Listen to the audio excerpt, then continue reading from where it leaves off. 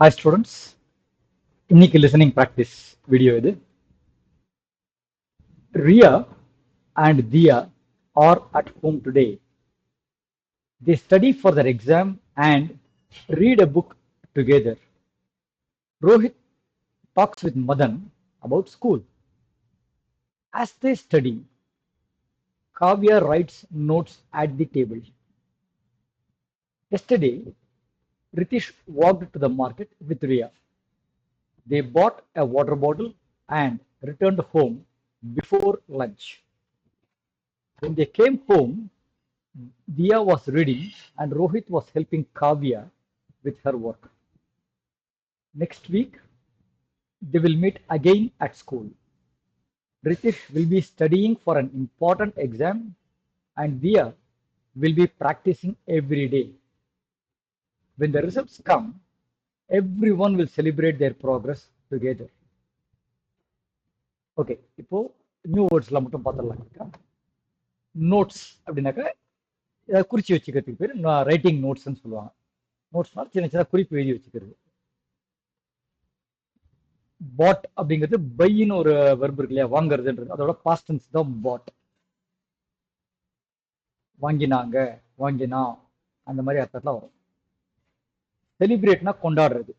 நம்ம பண்டிகைகளை கொண்டாடுவோம், இல்லை நமக்கு பிடிச்ச டீம் வின் பண்ணா கொண்டாடுறோம் இல்லையா, இல்லை சினிமாவில் ஹீரோ ஹீரோயின் பார்த்து கொண்டாடுறோம் இல்லையா, அதுதான் செலிப்ரேட். அது verb. So celebrated, celebrating, will celebrate, அது மாதிரி வரும். ப்ராக்ரஸ்னா முன்னேற்றம். நம்ம ஏதாவது ஒன்றுல இப்போ இங்கிலீஷை நீங்கள் கற்றுக்கிறீங்க, நீங்கள் ஒவ்வொரு கிளாஸ்லையும் ஒவ்வொரு வீடியோவும் பார்க்க பார்க்க நீங்கள் ப்ரோக்ரஸ் ஆகிட்டே இருக்கீங்க. உங்களோட இங்கிலீஷ் அறிவு அது ப்ரோக்ரஸ் ஆகிட்டே இருக்கு, அதாவது அதிகரிச்சுட்டே இருக்கு, மேலே மேலே வந்துகிட்டே இருக்கு அப்படின்ற அர்த்தத்தில் ப்ராக்ரஸ் அப்படின்னு வரும்.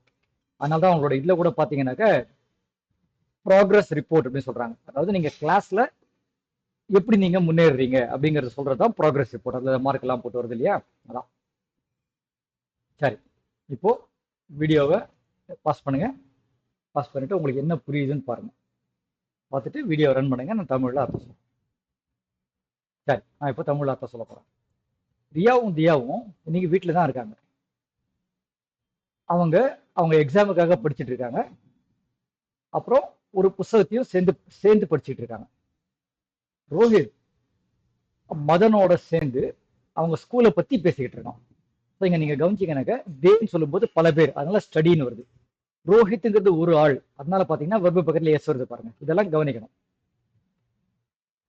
அவங்க படிக்கிற சமயத்துல காவியா ஏதோ குறிப்பு எடுத்துட்டு இருக்கா, ஏதோ எழுதிட்டு இருக்கா. இது டேபிள்ல இருந்து டேபிள், இந்த டேபிள்ற ஒரு பொருளா இருந்தாலும் அட் த டேபிள்னு சொல்லுவோம். யூஸ்வலா டேபிள்ல இருக்கும், டேபிள் பக்கத்துல இருக்கிறதுனால அட்டுன்ற வேர்டு வருதுங்க. நேத்தி ரித்திஷ் ரியாவோட சேர்ந்து மார்க்கெட்டுக்கு நடந்து போனான்.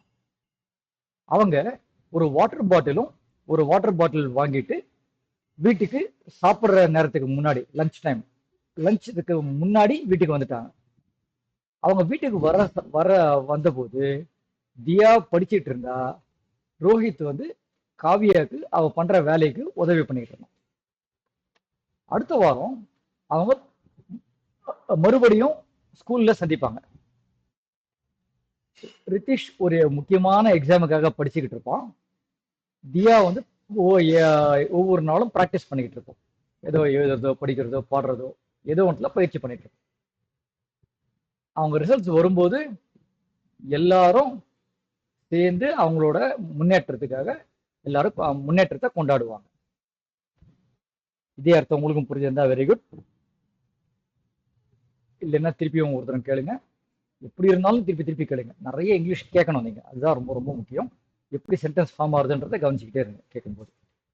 அடுத்த வீடியோவில் மீட் பண்ணும் வரை பாய்.